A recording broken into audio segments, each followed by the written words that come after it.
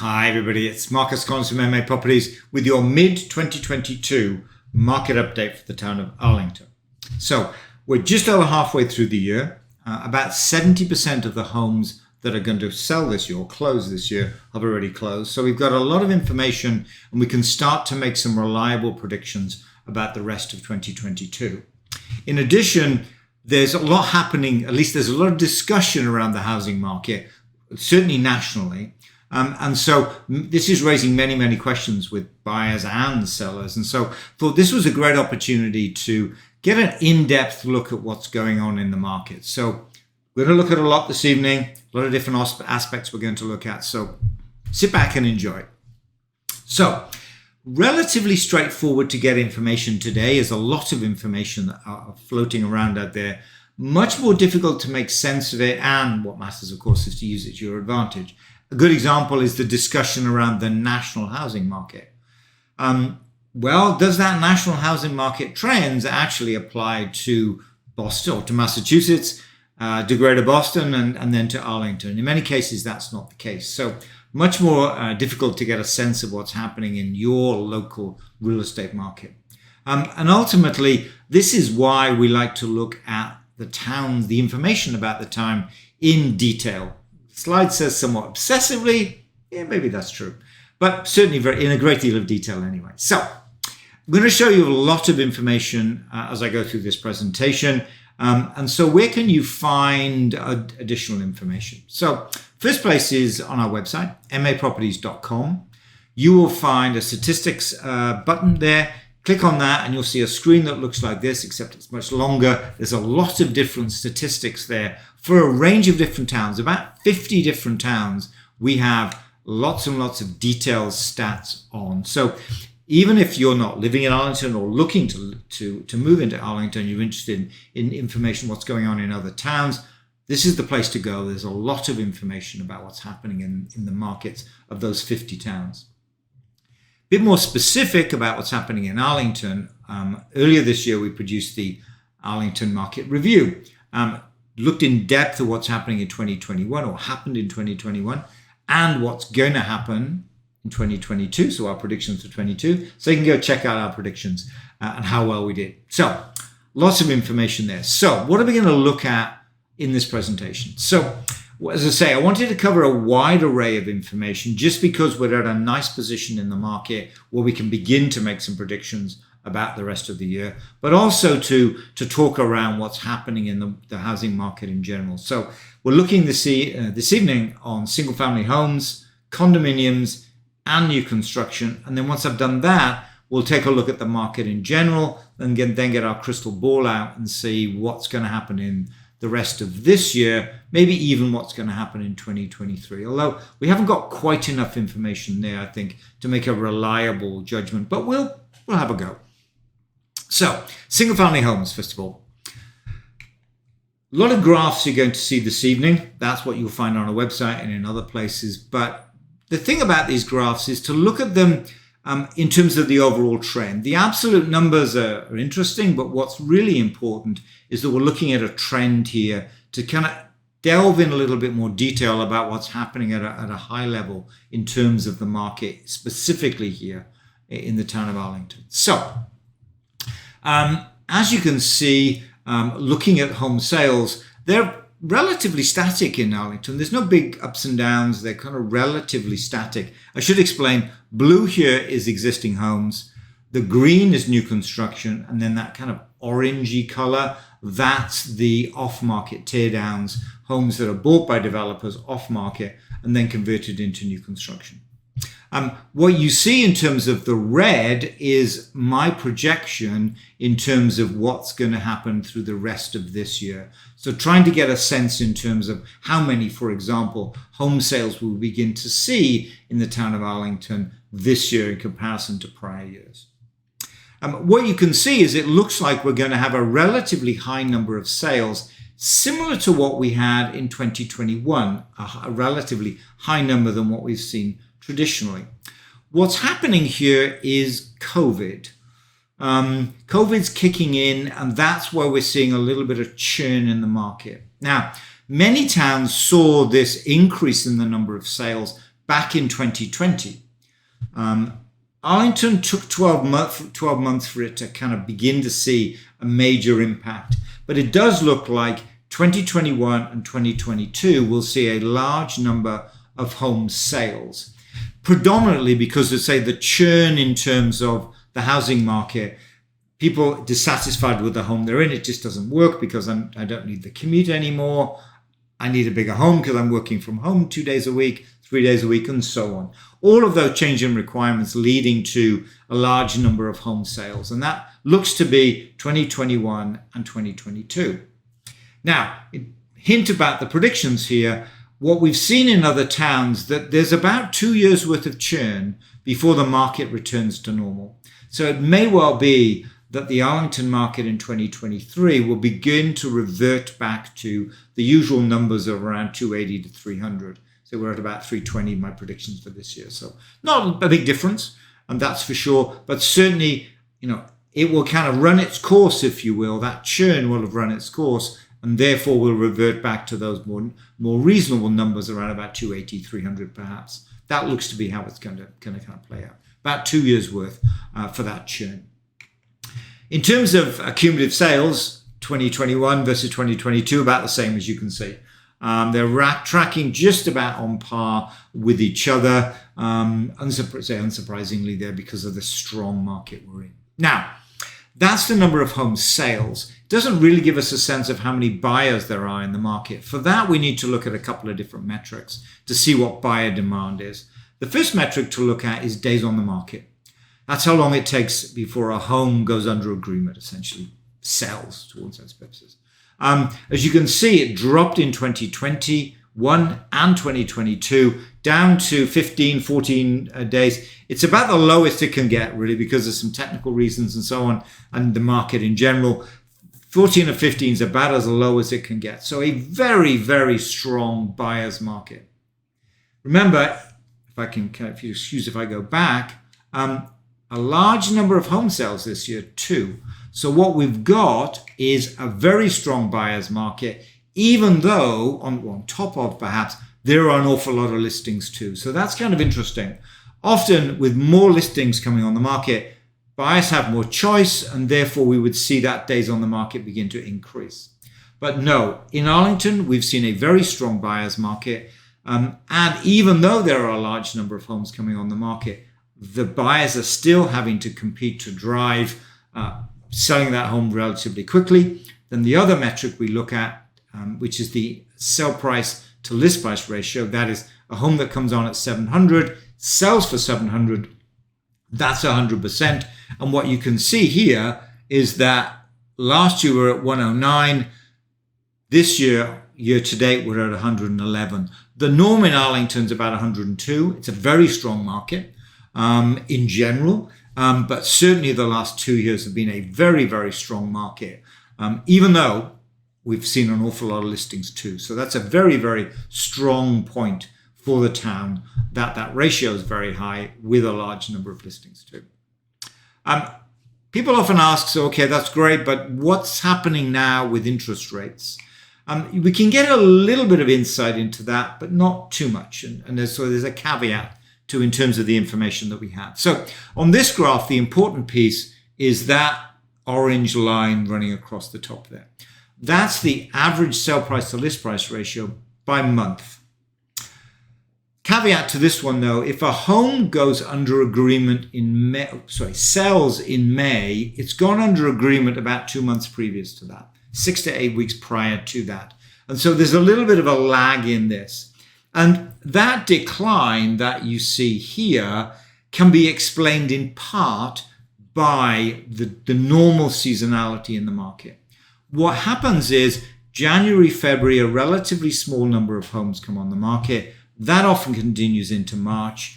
Not that many homes on the market, but especially after a mild winter that we had last year, an awful lot of buyers are in the market. So we've got very few homes coming on the market, but buyers are out in force. And so that does tend to lead to more competition, and therefore house prices and that ratio specifically is higher for homes that go under agreement January, February, March. That is, they close anything up to that kind of May timeframe. And so that's to some extent why you're seeing that high number until May. It then declines, and it declines to some extent because of the number of homes that come on the market increases in the April-May timeframe. So buyers have more choice. And if they have more choice, then they don't necessarily compete as strongly as they did previously. And so much of that decline, and let's put the decline into context here, the decline's gone from 115 to 109. 109 is a very, very strong market. So even though it looks to be declining, it's not declining to the point that it's just not a competitive market anymore. It is a highly competitive market, even at that lower numbers. And I say most of this is a consequence of a large number of homes coming on the market. As we see the rest of the year, we'll begin to get a sense of whether interest rates are beginning to have an impact on house prices in Arlington.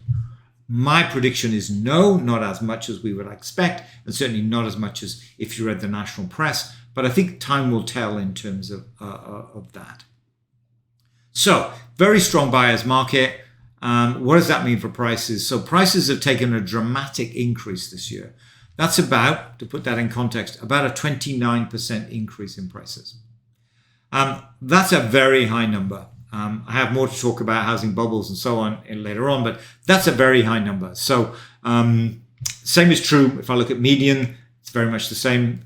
Numbers are lower. The profile of that, the trend of that line is the same. It's rising very quickly. So that's a very, very strong market and a very high increase in that sale price. Time will tell whether that can continue or be sustained moving forward, I think.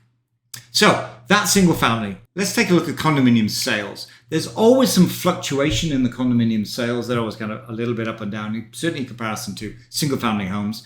But as you can see with this graph here, the number of homes in 2020 tracking very similar to what we saw, or 2022, is tracking very similar to what we saw in 2020. Much higher in 2021. A lot of that caused, of course, by the churn in the market because of the pandemic.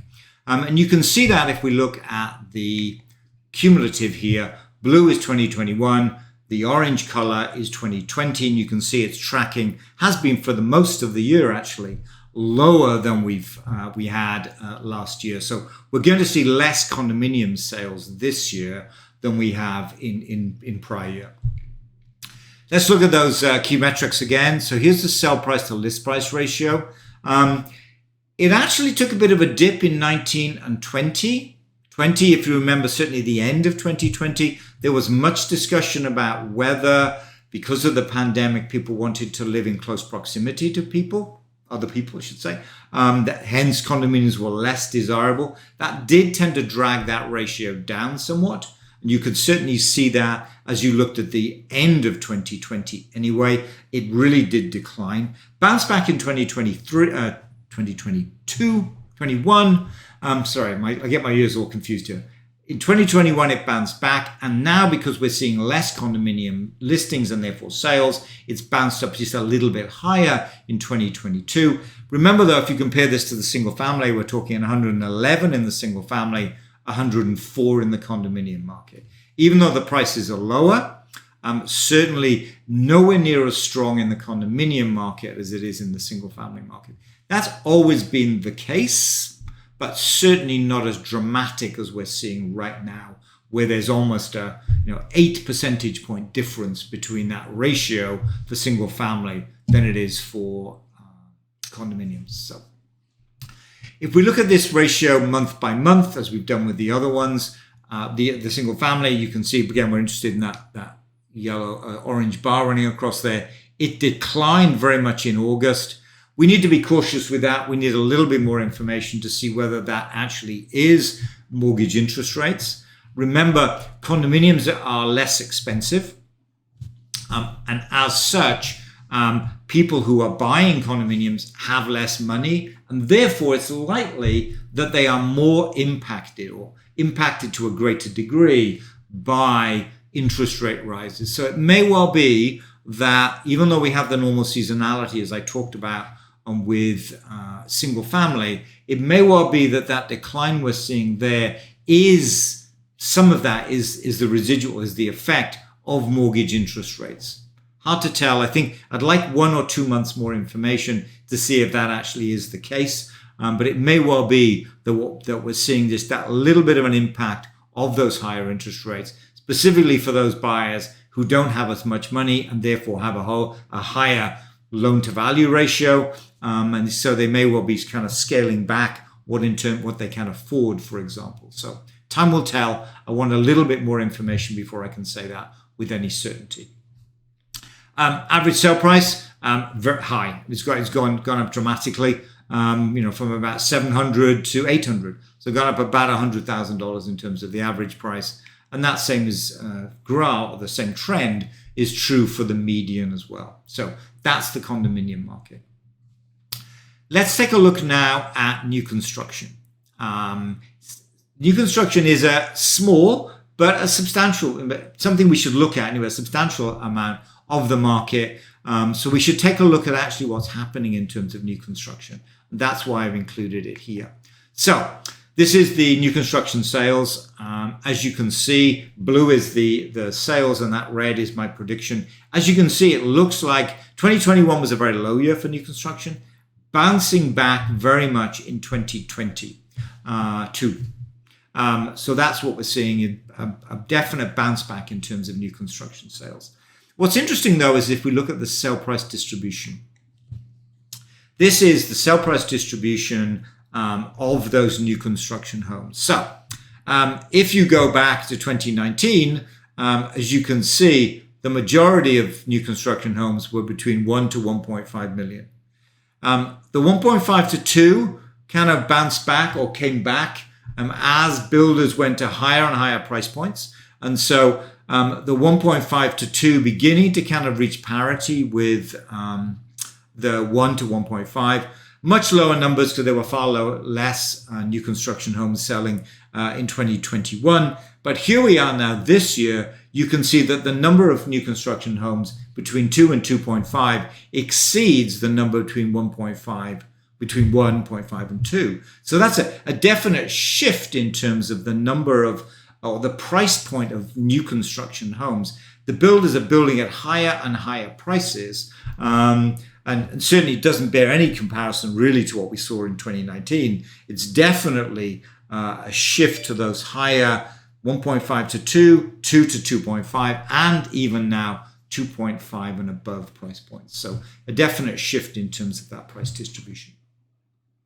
So single family, condominium, and then the new construction market for Arlington. So let's take a look at the kind of wider perspective about what's going on. We've shown this slide many, many times. It really is the reason for the large number of home sales, but changing buyer demands, changing homeowner demands in terms of where they want to live. And that's been the predominant driver in the market, certainly in 2020 and 2021. And it does still appear to be one of the key drivers in the market in 2022 here in the town of Arlington. Many towns it's kind of petering out. To say it's about 2 years worth of churn. That's what the data shows us. And so it may well be that looking to next year, we'll see that this becomes less of an impact in the market and we return to somewhat business as usual. So what is the key driver for business as usual in the housing market, if you like? To answer that, we really need to look at some demographics. This is the demographics for the United States.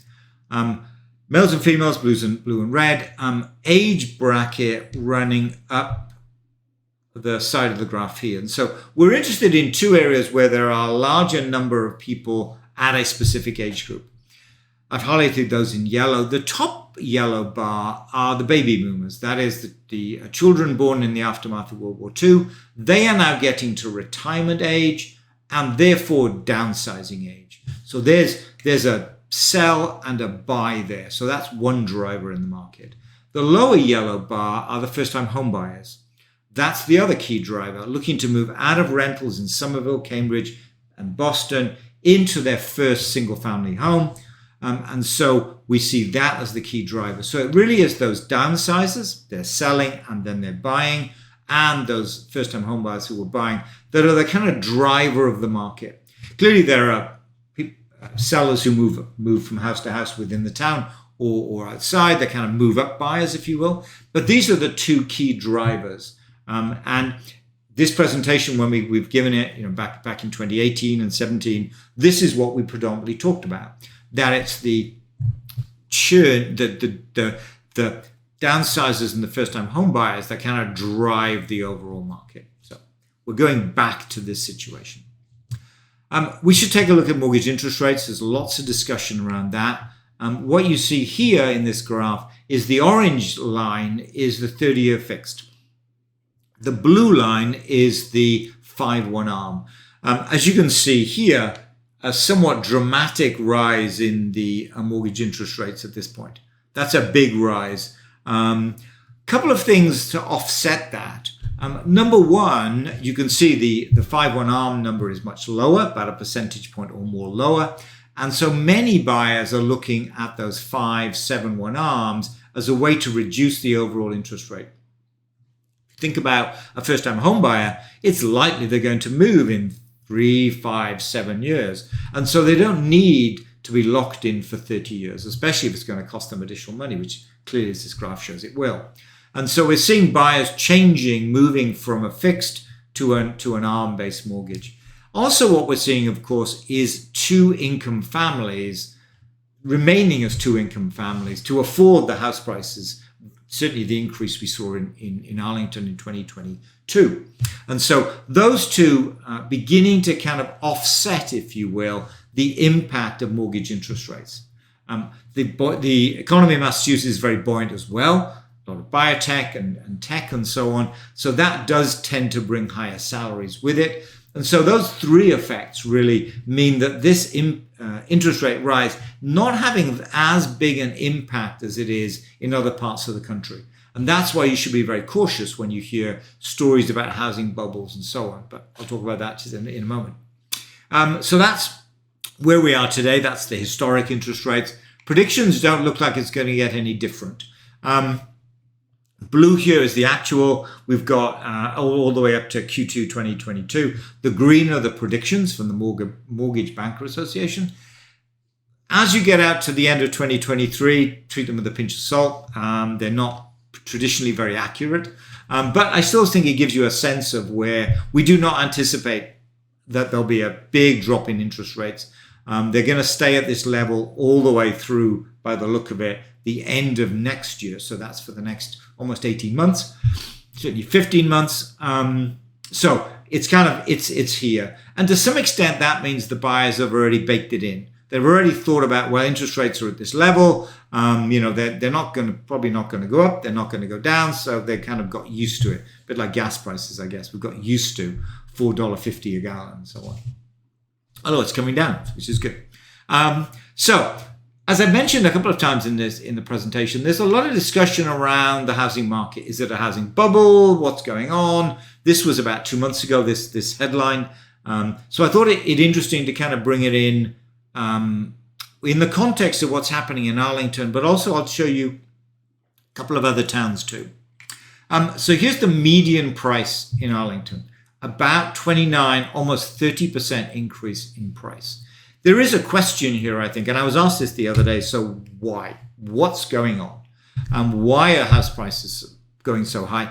Especially if you remember, we've got number of listings high as well. It's not like we've got a diminishing number of listings coming on the market and buyers are being forced to compete to drive the price higher. We've got a high number of listings. So this rise implies two things. One, a shift. You saw this in new construction, a shift to higher price points in the town. Traditionally, Arlington couldn't accommodate $2 million homes. Now it can, and therefore new construction, for example, will begin to see $2 million homes coming in, as well as people upgrading the homes they're currently in, knowing that they can invest in their home, knowing that their house will sell for a higher price. So there's a little bit of that going on, but a lot of this is down to competition. It's a very, very strong buyer's market. Two-income families, how else can you afford this kind of big increase in price and so on? So that's what's going on here. I can't explain it all of that rise, I have to say. And when I was asked this question, I I can do some of it. I can't do all of it. I can't justify that bigger rise, especially when you see it in the context of the next town. Here's the same data for Lexington. Lexington, 5% rise, definitely sustainable. We've seen that, over the years. We've seen 8% rise continually. So it's likely that this increase, 5%, we'll see a similar number next year. The number of home sales in Lexington is less this year than last year as well. I should add that. So 5% rise in terms of that in Lexington looks sustainable. It doesn't look sustainable. I mean, honestly, I can't imagine how it can be sustainable. The question becomes this: will we see a deceleration in this rate through the rest of this year? Perhaps mortgage interest rates beginning to have an impact. What will then happen in 2023? Will we see a decreased level of appreciation? I think that's pretty clear we will. The question is, will it become a deceleration? Will we see lower prices in 2023 in comparison to 2022? And I can't say for certainty that will be the case. So I think we can say with absolute certainty, this number is not sustainable through the rest of this year and into next year. But it's not clear that we haven't kind of reset the bar, if you like. And now we're at an average price of $1.2 million, or median price of just over 1.2, and everything is in relation to that. So we'll get back to kind of standard 3 to 5% appreciation, maybe no appreciation, but will it start to decline? And that's, I think, the big question that we have. And right now we don't have enough information to see that. We'll have a better handle as the year progresses. Once we get to November, December, all of the 4 markets kind of worked itself out. We've seen all those home sales. We'll be able to get a sense of, is that sale price to list price ratio declining, or is it remaining very, very strong? So a little bit more information will begin to allow us to tell us exactly what's going to happen end of this year or through the rest of this year and next year. So Lexington, much more sustainable. So in terms of the predictions, if we look at sellers, first of all, it's the number of sellers runs out of steam, if you like, after 2 years. That's our experience in other towns. And we can look at other towns and see that 2-year time period kick in, and it reverts back to normal. This is year 2 for Arlington. So 2023, if that plays out in the town, means we will begin to see less home sales in 2023 in comparison to what we saw in the prior 2 years. Little caveat to that, and that's supply and demand. We've seen a very high increase in the number of prices in Arlington. Will that bring more buyers into the market?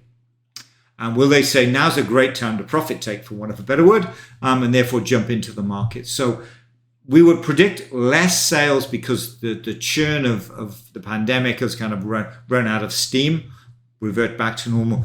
But that very high increase we saw this year may well bring more buyers into the market. So the same number of sales, potentially less sales next year versus this year. In terms of the number of buyers, even with the increased number of sales, we're seeing a very, very strong market. We'll see what happens over the next 3 months, but certainly in the single family market, perhaps slightly different in the condominium market, but certainly in single family, given the demand there is, I just can't see it decreasing substantially over the next 6 to 9 months. I just can't. And so we will end up in a similarly strong environment. Big question mark, I think, though, over that price appreciation. Will that begin to kind of reset itself to the normal numbers that we've seen in the past? So that's the predictions for 2022 and a little bit for 2023. As we run through the year and we do this in October, November, and so on, we'll have a little bit more information. We'll be able to be a little bit more precise in terms of where we think 2023 will bring us. So, reason we do this, we really do think our clients deserve to be the smartest person at the closing table, and that everybody, all of us, benefit from being smarter about home buying and selling. And that's why we do this presentation. So hopefully you found it useful. A lot of information in there, as you can see. With that, I'll say thank you. If you have any questions, please reach out to us. We enjoy talking about this. If you haven't already gathered that, there's a lot of information we'd like to talk about. So please go ahead and reach out to us, and we'll be more than willing to sit down and bore you maybe with what's going on in the market in a little bit more detail than we've actually gone through today. So with that, I'll say thank you and goodbye. Bye.